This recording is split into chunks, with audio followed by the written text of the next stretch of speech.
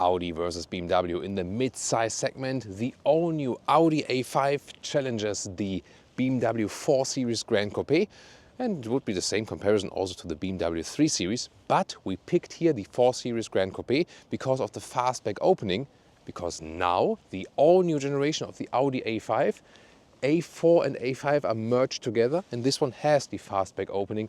That's why the 4 Series Gran Coupé is more comparable. But if you want to compare it to the 3 Series from the BMW, it's more or less the same comparison. So interesting for everyone now to watch which one will prevail with Thomas Autogefühl in 4K, full screen, full length. Starting, let's go with the Audi in this new generation. Very wide here, this grille. Then the Audi rings are in this case darkened out, but you could still get brighter ones. The sensor really large in the lower part, which can be a problem. I had it now in winter times that there was everything full of salt, and then you lose all the assistance systems functions basically. Then we have here this like a so-called first edition with a nice contrast right here. LED lamps are in 3 stages. Normal, full LED, matrix LED, the ones you can see here. You also have this shimmering effect of the individual LED lights. So they have a 3-step system there at Audi. You also have very cool indicators, for example, or when you hit the turning indicators or the hazard lights already right here. Same also goes for the BMW. And here there's just a 2-step system, base or then the matrix LED as an option. You can also see them right here. We have both cars in gray. This is here a magnet gray with the Audi and here a frozen gray with the BMW. This is a matte paint. Of course, you can go for normal metallic paints as well. This one here, 5,000 euro extra here, this very paint, interesting. And yeah, Leah's shaking her head. Yeah, but it's cool, right? The matte paints are cool, definitely. The grille here with the 4 Series, way more spectacular than with the 3 Series. So this is a main difference, 4 Series and 3 Series. The 4 Series gets the more extravagant front grille here, but you can see they are kinda different in the front already here from design. But of course, design is a matter of preference and taste always. Which one do you prefer from the first sight? Already tell me in the comments. The length, this becomes interesting. The new generation of the A5, which is A4 and A5 at the same time. It's a little bit longer now, 4,83 meters or 190 inches, which is 5 centimeters or 2 inches longer than our 4 Series here today, and most of that, about 4 centimeters, goes into the wheelbase. So I'm looking forward if the longer wheelbase in the A5 will somehow be a different driving experience than later on. Of course, everything with German Autobahn for you. You can see it has this, on the one hand, classic sedan shape, but a little bit more sensual. And that is this mix between A4 and A5.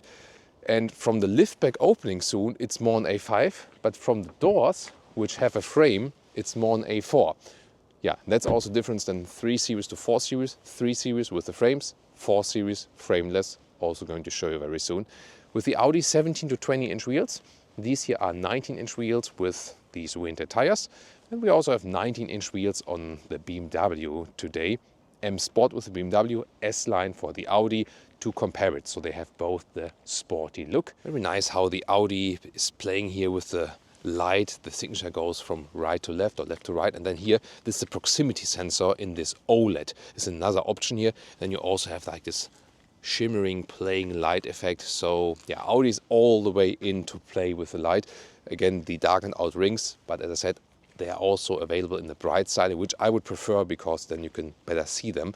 Quattro, by the way, you have the badge here, and in the engine part very soon I'm also going to explain you even more about the Quattro systems, because there are different ones available, and it also depends if you buy one in Europe or in the US, and then also on the engine spec which Quattro system you will get. Soon more to that.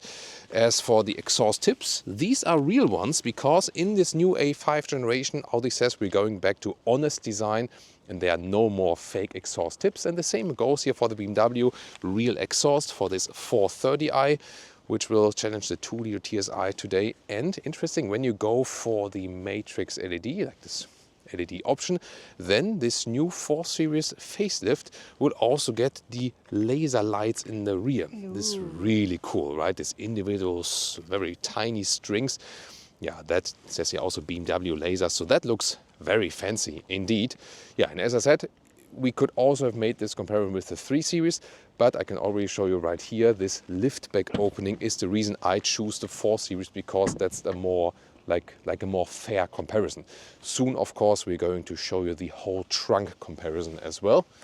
This will also be very interesting. And then we go quick look here at the side of the BMW. As I said, also 19-inch wheels, M Sportback, and the difference is here really that we have the frameless doors here. And then once again, the 3 Series would have the normal frames. I think also if you compare 4 Series and 3 Series, this one here looks maybe a little bit more sensual and has these cool features with the liftback and the frameless doors and so on. Yeah, yet again, it's also a matter of preference. Here, I'm not sure if it has together with winter time, but here the front door, here, look at that, sometimes is opening a little bit too late. Maybe it's also an error on this car needs the resets. Yeah, I just want to mention that also when things don't work, we of course always mention that. But yeah, might also be to do with this winter time. Now it gets open. Yeah, I'll also report that back to BMW.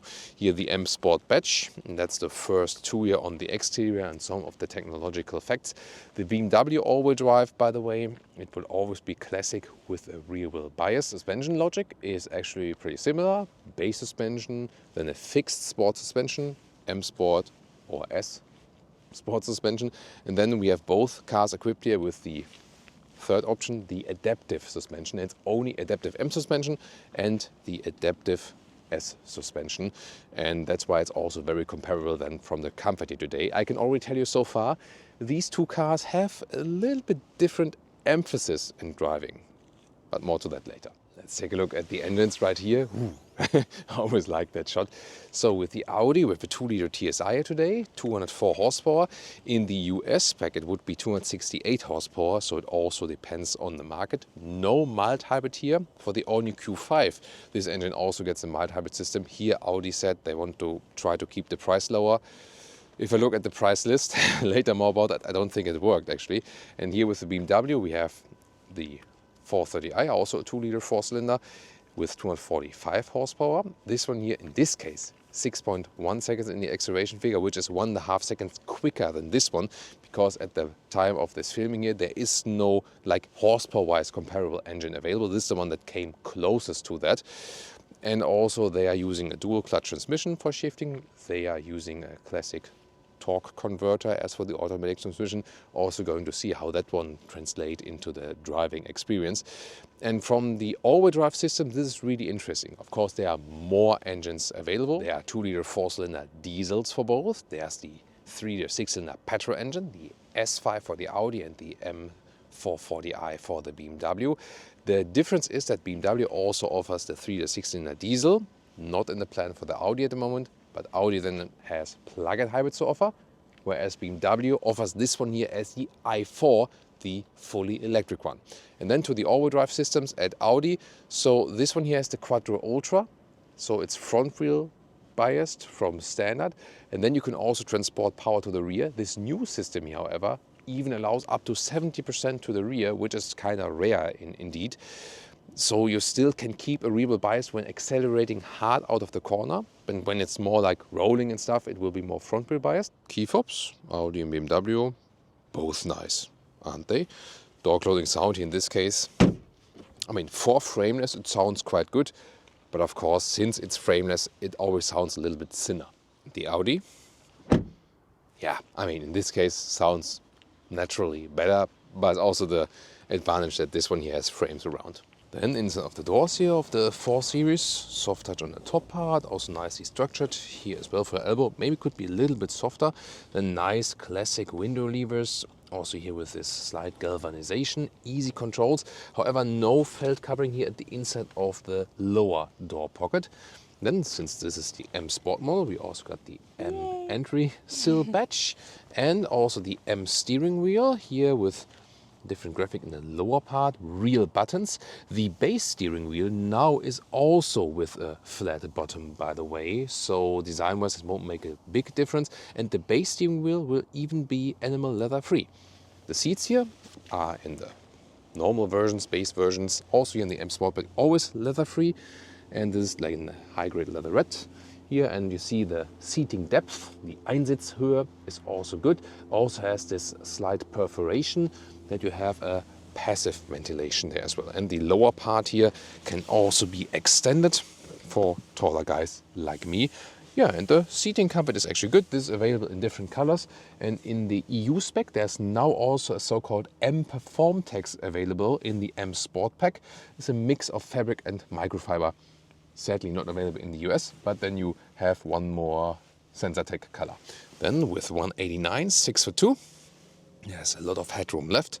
So yeah, overall, ticks the boxes so far. Cockpit overview, since the most recent model year changes or then the most recent facelift, some things have changed actually. And you have this updated curved screen here, 2 different monitors. This is also different. You have some more ambient lighting right here and a new structure and also new knobs here for the air vents. However, the real climate unit is gone. This went all into the screen. Yeah, and you know, me and also a lot here of our viewers do prefer that we can really turn or press something. You have a nice carbon fiber deco element here. You can pick different deco elements, of course. And this one here is also slightly soft, nice covering, so it looks all like a good build quality. Also what you feel and turn here, for example, manual volume knob is still there. At least temperature always stays in this lower area, and this is a thing I will also compare very much with the Audi. So to click it here, you can actually rest your hand here, you know, and this is, let's say, wide enough to do that. Yeah, we will soon, as I said, compared to the Audi, again, not the most ideal solution. And then there's always said, yeah, but you can then talk to the car. But I think talking to the car is not quicker than just turning a knob. Whereas with GPS input, talking to the car is quicker. So I always prefer the solution for the individual use case. What is better for the individual use case? Then the steering wheel here is actually very thick. So BMW uses more thicker steering wheels. Audi usually uses slimmer steering wheels, shifting pedals behind the steering wheel. And for volume control, also here with the right thumb, and you have nice clicking sounds. And you can also control the infotainment system also here from below. So this is still possible, and you have the classic hotkeys. So it's a mix of conservative and infotainment only control. And I think that's still good, although I miss the climate knobs. Here also for your elbow, it's soft enough, could be maybe a little bit softer. You fold this up, a lot of space underneath, USB-C charging with the cable. I usually prefer that because the inductive charging pad tends to overheat the smartphone. There was one remark from you recently saying like opening this while driving is not ideal. That's true, because see, like here, this is more something to open while stationary, definitely, or from the co-driver. Open this in the front. There is the inductive charging pad I rather not use, and the USB-A charger. And this one has really, really good adaptive cup holders, because they are like, you know, like they have 3 adaptive elements, and so even taller bottles don't fly around and so on. So this is all very, very solid. Glove box folds down like this, also nicely dampened, not too much space. But overall here, everything is really thought through and pretty solid. Yeah, here with the new screens, they brought also some more modern feeling into that. And driver POV, you can see it here. I can control everything on the steering wheel. Here, left side for the cruise control, important for the EU law. Press and hold set, and then the speed limit warning gets deactivated. Then the instruments, they come alive when you start up the vehicle, like this. You can also change the layout, what you want to have, where you want to have it. And there's also a head-up display available, of course. It's not flickering on the real eye just right now, by the way. Infotainment system, as I said here, with the climate controls. This is also where the seat heating is hidden. Yeah, and doing that while driving is, to me, too complicated. Need an easier solution for that. The infotainment system is, let's say, quick enough, but also, yeah, not the best overview. App overload. I like to use the live vehicle view. They can also check out the consumption and so on. There's already a first glimpse for you. We'll also compare that to the Audi. So it does the job. And the Apple CarPlay integration looks like this, full screen. And here when you have Apple Maps, you can also put left side to the instruments. The same when you use Android Auto. Then it works here with Google Maps on the left side. Rear seating, first of all, the rear doors. It's always beautiful, like also that we have the just the pale window here without the frame in the rear. Then here is also nicely structured, also soft. good quality here as well. And here just again no fabric covering from the inside of the rear door as well. And then gotta say that we criticize a lot also recently about new BMW models, also where they did some coast cuttings. Then we also carry your feedback over to the manufacturer. But you always have to call out things also which are working great. And this, for example, that BMW very early went to use more sustainable and also high quality materials for the seats here.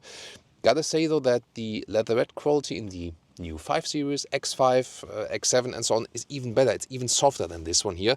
However, they want to make like this differentiation between, okay, this at the mid-size segment and then the top luxury segments gets even more quality and so on.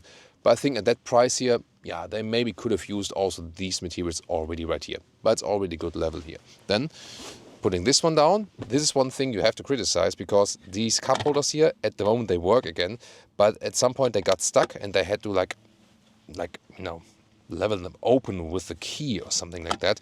So this is probably the worst part about this vehicle. Other than that, everything fits to each other. Also the gaps individual, the build quality here when you put down the ski hatch and so on. And always a nice idea here with the head restraints where you can just put them up when you need them. Otherwise put them down that you have a better view from the front and to the rear through that small windshield there. As for the space offering, first of all, there's a big middle tunnel. It's also an all-wheel drive model. And then here you have a climate unit and 2 USB-C chargers now. Yeah, and the thing about this segment is, there's not much legroom, like at least when someone tall is driving in the front. So you see here, I do fit here with a tall adult, also headroom-wise with 189, 6'2", but nothing more. So it should be, I think, more space. I'm looking forward if this will be different with the Audi, because the Audi, told you initially, has a little bit more, just a couple of centimeters more wheelbase. If this really will translate into more legroom, will it? Well, let's check out the Audi interior, starting with the rear. So we also have this cover here, but it's actually rather hard, just a little bit soft, I would say. Nice integration of the Bang & Olufsen sound system, that looks cool. And once again, here also a new 3-dimensional structure, fabric inside, no cover at the rear doors whatsoever from the inside in the lower part. Also here the fabric setup in the rear, isofix at the outsides each, and then we fold this one down. Adaptive cup holders, they are pretty cool. They are better here in the Audi than with the BMW. Also nice build quality here when you like fold this down, like plop, like this. And now the big question was that the longer wheelbase, does it translate into more legroom in comparison to the predecessor here of the Audi, and also 4 Series or 3 Series comparison here to the Audi A5. Well, not exactly. So you see that the legroom is also limited. It is like in the 4 Series, so that we have a little bit more wheelbase here in the Audi. Yeah, doesn't translate into more legroom. So you can sit it with tall adults, yes, but barely as for the legs. Just headroom again is fine. Maybe that was even a little bit better in the 4 Series with the headroom, right? So yeah, definitely not more space here in the Audi. Rather a little bit less, but only just like a subtle difference. Here big middle tunnel as well, and also with a separate own climate unit, and if you want also with seat heating, and 2 more USB-C chargers here as well. Now the Audi inside of the doors, this one here is not as soft as in the BMW, but also with a nice stitching and so on. Here then a fabric interior, different stylings are available. Interesting, this 3-dimensional structure we know from a new recent Bentley Continental. This new field here, with a lot of high gloss black once again, and you see it's one field and then hashtag capacitive BS to control the individual stuff. Also no covering at the inside of the doors or something, also very slim.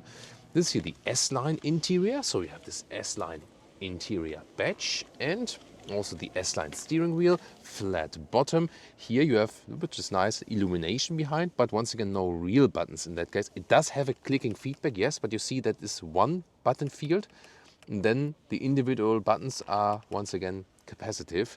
Yeah, and then the seats, these are the fabric seats. The fabric is not the problem at all. It's actually quite cool. In Europe it's actually more common also to have also fabric seats, and it is a nice fabric, also feels nice. Just the seating depth, the so-called Einsitzhöhe you see here, it should be more. And that is better in the BMW. It just gives you more cushioning in the BMW seats there. There are normal seats and sport seats available. These are the sport seats already. And then you also have some like leatherette animal skin mix, and also Dynamica microfiber would also be available. But the BMW interiors are from base, completely animal free. So the BMW is using more animal friendly materials than the Audi here. Here with 189, 6'2", yeah, and here there's still some headroom left, no problem. So you get a good seating position. But the ischial tuberosity, the sit bone, is better long term, like feels better in the BMW because of this different seating depth. Steering wheel up and down, in and out, electric here. That's good. And the steering feel itself is quite different in the BMW. Here, this one here is thicker, whereas here it's slimmer. Yeah, and that's personal preference. What do you prefer? Now the Audi cockpit, first of all, very impressive. It looks more modern. But is it also better? That's the question. First of all, you have the possibility of a passenger screen. So either you have a black deco element here, which is a problem, I at least feel, or you have the optional passenger screen here included in, like, for example, here this has the Tech Pro package. But the question is, this is done for the Chinese market. And in China, the customers do appreciate that. In Europe and America, usually customers say, what do I need that for? So yeah, looking forward to your feedback on that issue, definitely. Then you have this huge element here, which consists of two screens. It's of course a higher screen as well, so bigger than in the BMW. This one also being the newer vehicle. But some also feel that it's kind of like overloaded. What is beautifully done is that you have kind of like this river hoop here in the front. So it has a round structure, and when you activate the ambient lighting, it's hard to see on camera when it's daylight, but I have to activate it here on purpose because usually while driving it is deactivated in daytime, and I don't know why that would be. Yeah, it's due to the light sensor actually. And then to change the climate, they all thought, yeah, you rest your hand here and then do it like this, but that is like a big split in the fingers because you have this hump here, and then it's trickier to do than in the BMW where you have more open space here. So I think it's not a great ergonomic thing to do that here. And you have to think about in the A4, A5, they had the best climate unit ever in the automotive industry with this round metal knurled and then clack, clack, clack, clack, clack, like with the metal high quality stereo or hi-fi machine. This was the best, and they got rid of the best AC unit in the industry to be replaced with this. It's a general problem in the industry. I feel some say it's not a big deal. To me it is, actually. Yeah, but the solution, how you can reach it, is a little bit easier still in the BMW. Huge middle console, but also a lot of high-gloss black. And I ask myself, where is that feedback channel between the customers, Audi and us? There is one. We do constantly give them feedback, and it's also highly appreciated. Some is being noted, and we see a lot of manufacturers that are taking the feedback you give us. We give them your feedback, and then they do something with it. It's also the reason why VW will introduce the real buttons again. But here, Audi with the high gloss black, that didn't reach anything yet, because look at that. So much high gloss black. We cleaned it 3 times today already. But already again, you see dust or fingerprints or scratches. It's a problem. Good is here that you see the cup holders. They are adaptive and very well done. Also, yeah, fits different bottles. Also manual still with the volume control. Inductive charging pad is ventilated here. That's better than in the BMW, where the smartphone only overheats when you charge it inductively. 2 USB-C chargers in the front. Integrated shifting lever here for the automatic gearbox. And here, this is also soft enough, you can also adjust different levels, so you can adjust it in height. And then underneath, more space for clutter, but there's no charging possibility here. And I did appreciate that in the older models, where I could put a smartphone here and charge it, and maybe put another one in the front there and also charge it. But here, only charging possibilities then in the front whatsoever. Yeah. One interesting design element is also at the inside of the doors. It already looks quite cool there, here with the Bang & Olufsen sound system. We're also going to test and compare them for you as well, of course. But then even cooler, when I take the camera here from Leah, is when you look at that here now yourself, when the door is closed, how it then aligns there. That is very well done, isn't it? And the instruments, very interesting. You see the digital speed here. This is also the digital speed on both sides. Why not putting the RPM meter here? The RPM meter is now here. And yeah, it took me a while to actually find that. About that. And you can also switch the views a little bit like this. Of course, there's also a head-up display available. In the infotainment system, if you ask yourself, is it reflecting a lot? It does. So when Leah puts her head a little bit lower, then I can even see Leah better than the contents of the infotainment system. Hello. Yeah, it is a problem. It is more a problem on the camera than on real life. It does reflect, but your eyes can focus that out a little bit better. And the infotainment system, I would say, is also more complex than before. However, I feel how the reaction times and so on, I think it's a little bit quicker than in the BMW. Gotta say that, you know. So, and here once again the climate unit. It's so far away here. Yeah, Here you can see better now. That's the thing, you know, like yeah. Here also for the seat heating in the lower part, for example. So it could be easier, everything like that. Here, for example, you can also change the brightness of the displays. Yeah, and of course, always important to have the smartphone mirroring. And the CarPlay looks like this. Wow, that's a large integration, definitely. Sound system test. Yeah, both are really nice. We have the Harman Kardon in the BMW 4 Series, and here the Bang & Olufsen sound system, and both are pretty good. My favorite setup is each surround on maximum, and then because it can sound a little bit thinner, then put the bass a little bit higher, but just a little bit, not like too much. Sometimes people exaggerate it with the bass. I feel the difference is here the Bang & Olufsen sound system is a little bit clearer in the sound. At the same time, it has a little bit more bass boost. So both are really nice, but I feel like the more goosebump experience is here with the Bang & Olufsen sound system. Trunk comparison, and yeah, this is always a pretty cool shot when both are opening here with the keys, isn't it? Liter-wise, 470 liters for the BMW 4 Series Gran Coupé, and here 445 liters for the Audi A5, when it has not a mild hybrid system. Otherwise you lose a little bit of the liter figures as well. Yeah, but then again, what about the measures? So first with the BMW, about 1.40 meters in width. This cabin trolley easily fits underneath. And the interesting thing is that here the height, even underneath the cover, is about 50 centimeters, so like 20 inches, and that's also carried through even a little bit higher here. This is explaining the liter figures, because in the length it's only about 1.40 meters. This will be longer with the A5. Interesting is that here this is like a small cover, and that's why I could also reach through here.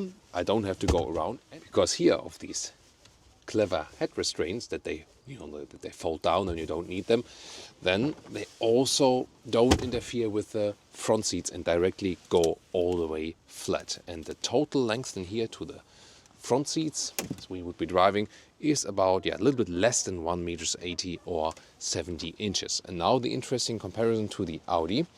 So first of all, in the width is pretty much similar, also about 1 meter or 40 inches. However, the length here, this is about 10 centimeters longer, so 1 meters and 10 or 43 inches. Yet again, this one here is flatter, only about 40 centimeters or 16 inches here.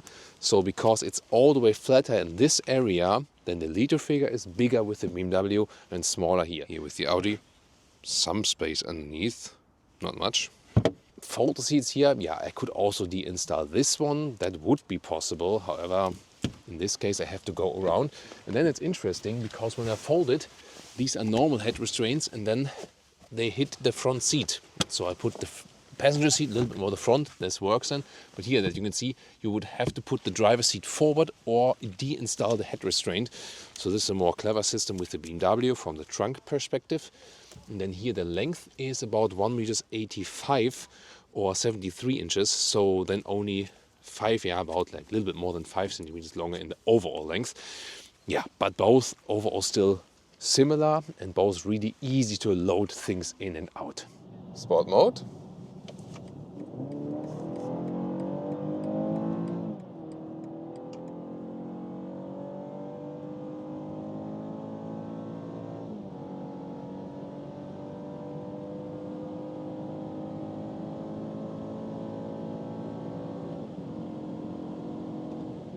pace. So it was like 50 to 180 kilometers an hour. Really nice. 6.1 seconds is the official acceleration figure. 245 horsepower or 255 horsepower in the US version. Here from this 2-liter 4-cylinder 430i xDrive, all-wheel drive. And here in the sport mode we also have some sound actuation, but I think it's well done. It sounds natural, doesn't sound exaggerated, and there was a good boost indeed. So yeah, you can definitely also live with this 2-liter 4-cylinder. Of course, at some point you maybe don't want to go too high in the price. If you think about the 440i, like the M Performance model, but here with the M Sport package, the one that gets closest to that one. At the same time, you can also drive it in a very, very efficient way. I can already tell you here so far, you can drive it when you go like 100, 120 kilometers an hour, like 60, 70 miles an hour, motorway straight, 6.5 liters on 1 kilometers. That is amazing. So like 36 mpg US, 38 mpg UK. It's very efficient, yet powerful. That is well done, and we have seen similar results both from the BMW 2-liter 4-cylinders and the 3-liter 6-cylinders as well. So that's already pretty good. Noise insulation, you see we have like these winterly conditions. I was really lucky that in the part where we could accelerate all the way out there, everything was dry. So safety first always, of course. But here, even if we have some wet road in the side, it's actually relatively silent. I feel at least. What does the noise expert say? Yeah, that's good. Yeah. Leah agrees. Yeah, so here at 120 kilometers an hour, 70 miles an hour, typical motorway speed is definitely silent enough. Nice. You also have good comfort from the seats. Yeah, I said earlier in the X5 5 Series, for example, you have like a different leatherette quality, which is even a step higher, but this one here is already good. You have also like the seating depth, so also is suitable for tall persons for a longer drive, definitely. And very interesting is, I have the feeling that they have fixed the steering. So it has been a big criticism point with 3 Series and 4 Series always from my side with the steering feel, but I feel that it's a little bit better now. So let's see. Yeah, here, yeah, fine commands. Yeah, it does react. Yeah, then it's getting a little bit more reactive to the side. So in the comfort mode, it's still present. So I think it could be better. But I have the feeling that it's a little bit better than before. And in the sport mode, it's definitely better. So here, let's do a lane change as well, one more time. So in here, I have a good feeling for it. As I said, yeah, usually like Audi and Mini, also Mercedes have a better steering feel, at least here in the 3 or the 4 Series. The BMW SUVs are actually better in that respect, strangely. But I have the feeling that it's maybe a little bit better now here with the facelift. So you can definitely live with that. It's an agile car, it's a fun car. Remember that what I'm saying also counts for the 3 Series. That's also the theme of this review, if you remember what I said earlier. That BMW 3 Series and 4 Series is more about the trunk concept. Everything else is more or less the same. Yeah, here, of course, some more downshifting. That is, by the way, a difference between the 3-liter 6-cylinder and the 2-liter 4-cylinder. We had it recently in the X3, where we had the direct comparison also, that with the 6-cylinder engine, you do some acceleration, and sometimes the car can just stay in the same gear.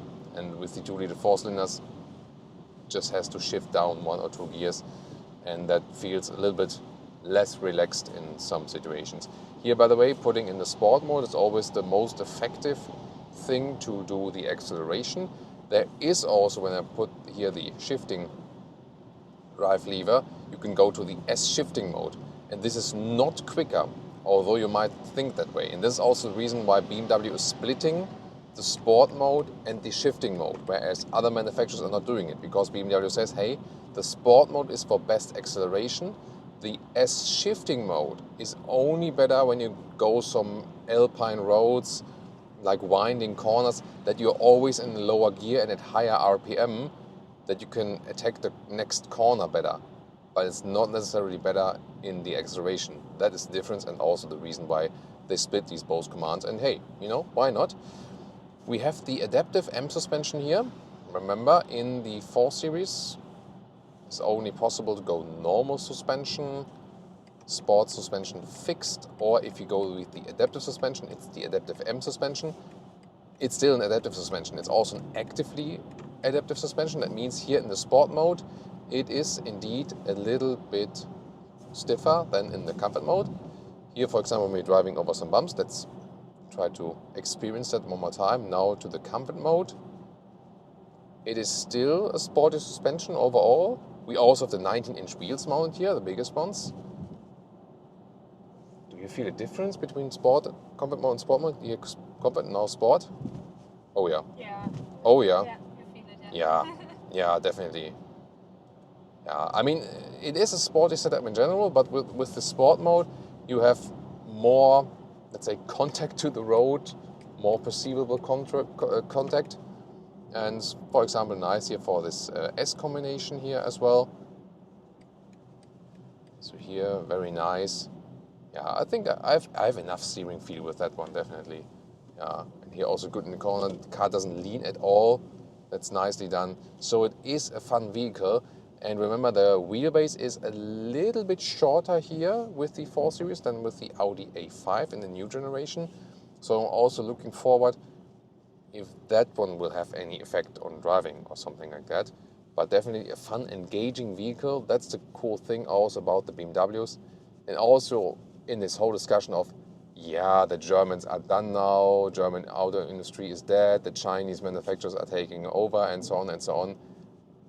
Yeah, we can't deny the new strong power of the Chinese automotive industry, definitely. But gotta say, in driving and driving experience, how sporty the car is handling, how good it feels, how much fun it is to drive, the Germans are still leading. You can still say that. Nice. Yeah, so much fun. And still good comfort also in the sport mode, I feel. Here now we get to some transverse bumps. If you watch our format regularly, you know that these bumps probably also by heart meanwhile. And so far, there's one more coming now. Yeah, I think it's fine. Here, Simon. Blop. Blop. It's fine. You don't really strongly feel it. But if you want more comfort, you would of course stay in the comfort mode to have more comfort than long term, for example. And still, if you want more power, you would use then the kick down just like this. By the way, here also you feel that the difference between the sound actuation modes, comfort mode. It's not so much coming when I go to sport mode. But you heard the difference, but it's not over the top. I think it's very well done. So both modes are fun to drive, definitely. So this one here gives you a very good all-round driving feeling. You just think like, yeah, everything is the way it should be. You know, how sporty it drives, how much fun it is. Still, it gives you enough comfort. So it basically ticks all the boxes plus driving fun. And that's what I really like about this vehicle. Assistance systems. Here we can also put in the most elaborated assisted driving. And then here, distance is being kept. And also the car is being held sideways in the lane. You can also see when this green steering wheel symbol appears there, that everything is active in that respect. And also when we were at higher speeds, it was still reasonably silent. And you always have to remember the weather conditions. So everything that is going on today, you know, with some rain and salt and everything on the road, everything is a little bit louder than usual. And for that, it's still reasonably silent. So everything good performance here from the 4 Series, and as I said, everything will also count for the BMW 3 Series, so it doesn't really matter if you compare the Audi A5, because that one stands now for the A5 and the A4, but it's very well comparable both to the 3 Series and the 4 Series.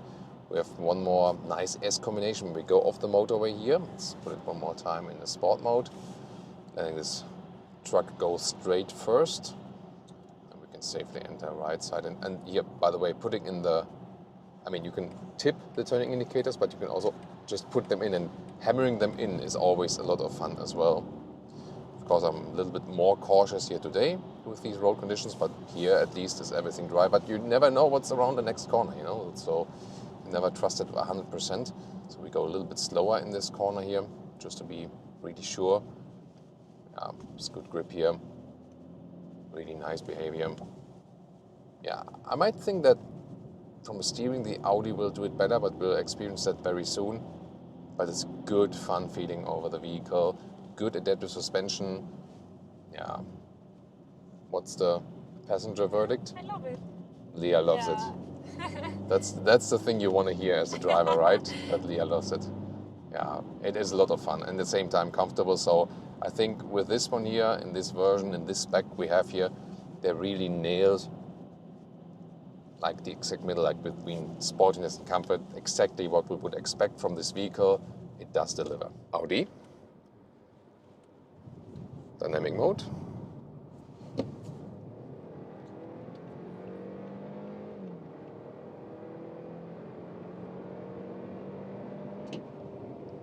I was like 55 to 115 already.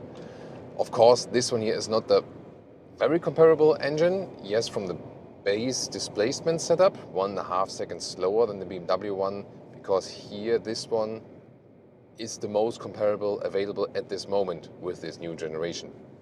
Different ones maybe later to compare. And also the US version will be more powerful than this one here we get in the EU. In both cases, this one here, no mild hybrid, because that's a different decision with the Q5. This engine here gets the mild hybrid. Here they said, let's keep it lower in the price without the mild hybrid system. Not sure if that's the correct decision, because we already see a big difference in the consumption, like long-term motorway between the BMW here and the Audi. The BMW, might remember, already said 6.5 liters on 100 kilometers. Here 8.5 liters on 100 kilometers, so it's like 2 liters on 100 kilometers more. So this one here, 27 mpg US, 33 mpg UK, whereas the BMW was like 37 mpg US and 43 mpg UK. So like 10 mpg more. Yeah, so that's a massive difference indeed.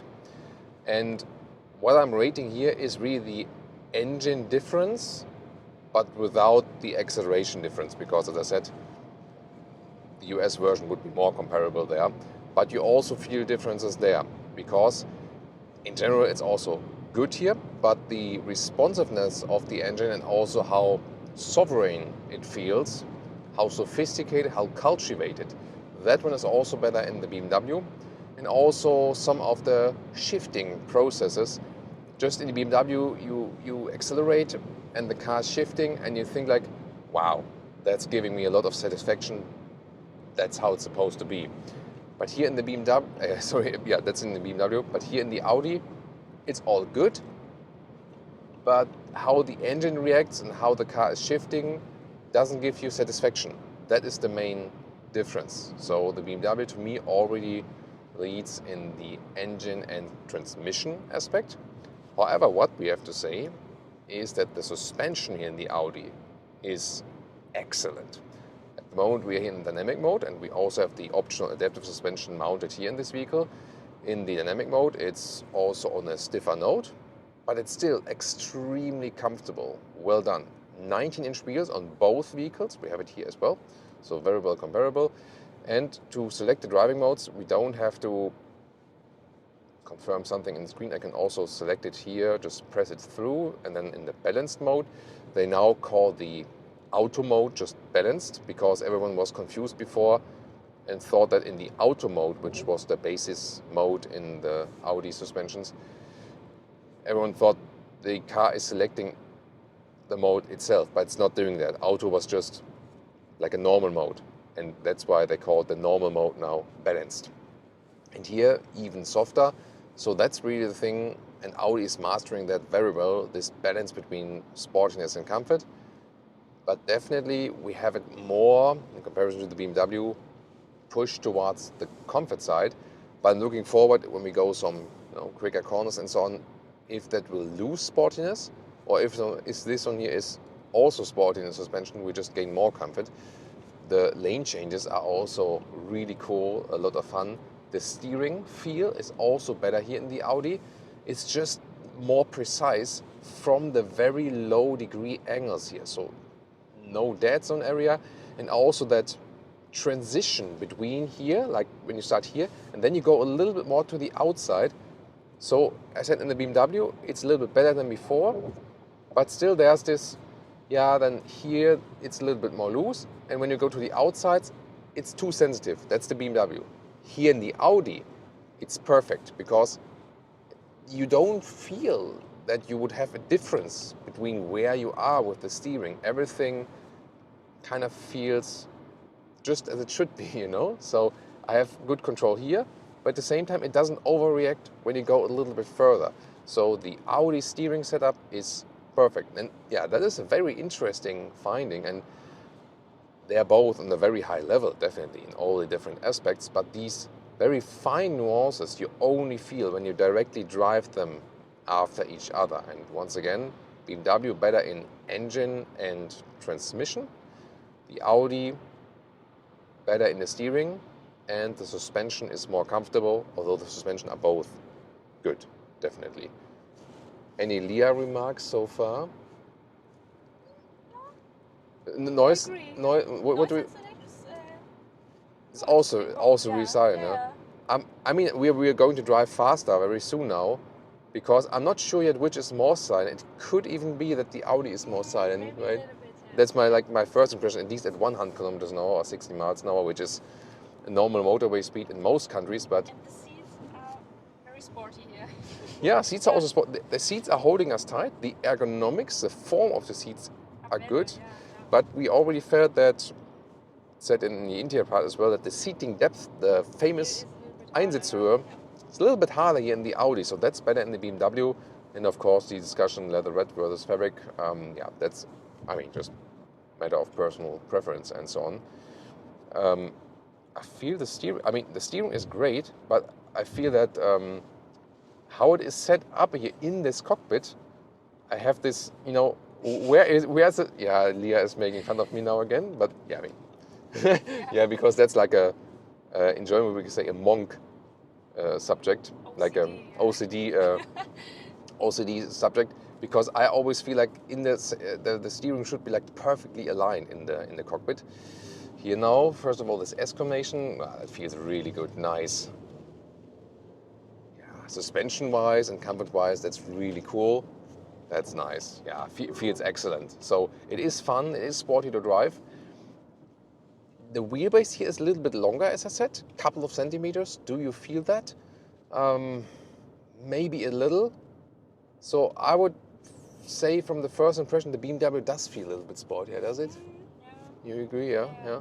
And like as a passenger, do you, when you throw around the car, where do you feel better, here or in the BMW? BMW. In the BMW, interesting. So let's now go one more time to the dynamic mode. Accelerate more out, right there. Of course, not that quick. For most situations, this will be enough. Yeah, the engine, of course. Feel more G-force. V2, like From suspension, interesting. Here are like these transverse bumps. I mean, now, of course, the dynamic setting is a little bit sporty, but yeah, that suspension is evening it out very well. Suspension is crazy good. And now at about 200 kilometers an hour, it's also very silent in here. I would say it's maybe a little bit more silent in the BMW, yeah. So noise installation here, excellent in the Audi. It definitely gives you a very sophisticated feeling as well from the overall standpoint. Audi also wanted to lift it up a little bit more. Is that Mercedes B-Class seriously giving me the light horn at 200 kilometers an hour, 125 miles? I can't believe that. I mean, where should I go? Like, should I go like 400? I have no Bugatti. Yeah. So the B-Class are probably missing the Nürburgring Nordschleife or something like that. Yeah. But like it behaves very, very well here on the German Autobahn. Nice performance here also from the Audi. Love that. And now do a lane change. High speeds. Very well mastered. Yeah, that's pretty cool. So overall, very good performance. Now there's the racing B-Class. Oh, wow. Oh, now he's want to kick that Seat Leon off the road. Okay. Yeah, about that. Here, balanced mode, and then let's check out, as for the cruise control, separate column, and also the autonomous driving features and so on here, keeping us in the lane. Very smooth, very sophisticated as well. Yeah, that's also flawless. Also have a blind spot monitor. You've maybe already seen it here, integrated in the side mirrors. I like that. So that's also very well done. So I think assistance systems wise, both are kind of flawless in these normal level 2 systems. Pretty cool. yeah, it gives you a very safe and confident feeling, definitely. Now, one more time, dynamic mode, and this very interesting S combination here. Oh, Leah's already holding on tight. Let's see about that. Yeah, really quick also in the corner. Does push you a little bit more in the corner. It feels a little bit heavier than the BMW, honestly. Yeah, you. Also for my tummy. Yeah, Leah also feels that. Suspension is really very nice and comfortable, definitely. Yeah, the BMW gives you more driving fun, gotta say that. I mean, this one is driving exceptionally well, but the BMW gives me more like, hey, I want to be driven, you know, like this sensation of the drive. So the difference in the driving, I would describe it like that. The Audi tries to be a little bit more comfortable. Caution, roadworks ahead. Wow. Interesting. Let's see about that. So the Audi wants to give you the more, you know, laid back, more luxurious, more comfortable feeling, whereas the BMW gives this sporty sensation of the drive. It was like a green GLC 63S Coupé, previous generation. Yeah, also quite rare car on the road here. Yeah, engine also feels a little bit more noisy. You know, even when you just press it like a little bit, the BMW engine just feels a little bit more, yeah, cultivated. I usually take it that way. So definitely the different focus is the BMW sportier, more driving fun, and the Audi more comfortable, especially from the suspension. Got to say though that the engine and transmission combination from the BMW is so good that you can hardly do anything against it. And the thing is that the BMW drives sportier, is also more powerful in that spec. At the same time, it consumes way less fuel. That's of course something we have to consider also for the final conclusion. Now it gets even more interesting. Which one would you take home? Which one would I take home, and why? Well, first of all, as for the fuel economy, that one clearly goes to the BMW. 6.5 or like between 6.5 and 7 liters, depending on Autobahn or city for the BMW. So we are in the mid 30 mpg US region, in the mid 40 mpg UK regions. Pretty good for a vehicle with that power already. And the Audi, yeah, even though we have this Quattro Ultra there, yeah, doesn't bring you too much efficiency. Remember, this one is no mild hybrid system. The BMW does have you know, some recuperation possibilities, and the Audi, yeah, just in the Q5, or for example, if you go for the diesel version, then you have a mild hybrid engine here in the Audi. But here we ended up with, yeah, some 8.5 liters on 1 kilometers. So we're here in the mid 20 mpg US region, in the mid 30 mpg UK region, so about 10 mpg difference, or almost 2 liters on 1 kilometers difference. So the Audi clearly less efficient, although even this version here has way less power. But something there's also to do with that, because you can run this one here, for example, at lower RPM. Also from the engine and transmission, clearly goes to the BMW, because every shifting process, you know, it goes like, it's almost like a symphony in shifting and the engine sound and so on. And the converter automatic here is just doing a phenomenal job. Doesn't mean that the Audi is bad there in any way, but just in a direct comparison there, the engine and transmission setup feels so much more refined and cultivated in the BMW here. And you clearly feel that. Everyone who drives these vehicles clearly feels that. From the exterior, to me personally, I found both very beautiful, both also inside the brand, very beautiful cars. Of course, the front grille with the BMW is always a matter of discussion, but I think that's totally personal preference. I really like both from design. So exterior-wise, I would take home both actually. From the interior, we have some elements that are, you know, better here, better there, and so on. Both are actually in a good build quality. With the Audi, some comments were there that it's maybe like a little bit too overloaded with all the screens and the large screens and so on. Then again, the seating depth, the Einsitzhöhe is better in the BMW. You know, like to have a little bit more, you know, cushion underneath the ischial tuberosity, the sit bone. That's very important. And BMW also with the more animal-friendly solutions, that the base versions are completely animal-free, even the steering wheel going in a sustainable direction. Audi has some offers, but nothing is ever animal-free with the Audi here. The fabric seats would be one solution, not everyone likes them, so I think it's a better solution here from BMW, going with more seating depth. Hey, we have a high-grade leatherette, perforation, and that's fine for everyone, you know. So better approach as for the comfort and the materials with the BMW. Space, both leg space in the rear compartment, that's a problem for both. And the trunk, yeah, very well usable here, both in the A5 and in the 4 Series because of this lift back opening. So that's very versatile in this very respect. Yeah, and then we also have the pricing aspect. So they both start, both in Europe and the US, around 50,000 euros or dollars. If you spec them here like they are now with a lot of stuff in there, you can also come close to 80,000 euros. The very vehicles stand here, 78,000 euros, 85,000 euros. But this large price gap then is mainly because of the paint, because this one here is 5,000 euros extra paint. So if you would take a base paint or just like, you know, normal metallic paint, the price difference between these two would only be like 2,000 or 3,000 euros. So they more or less come at the same price. And then also the question is what leasing rate you maybe get and so on. So price is not really an issue. They are both very close there, and it always depends on the spec. Yet again, this one was already that one with more horsepower and so on. Yeah, and then when you combine everything together, the question is, what did the Audi do better? Suspension was actually better, more comfortable. Yeah, better in a comfort sense. Then again, the BMW drove sportier. The Audi has the better steering feel. That one is definitely better also with the Audi. So if you like, let's say, a more comfortable, drawn back, sophisticated approach, maybe then the Audi is more something for you in driving. But if you more like the driving fun, the engagement of the drive, and then also how engine and transmission play together, then it's the BMW for you. And I think overall, if I combine all the different aspects, really the Audi has the more comfortable suspension and the better steering.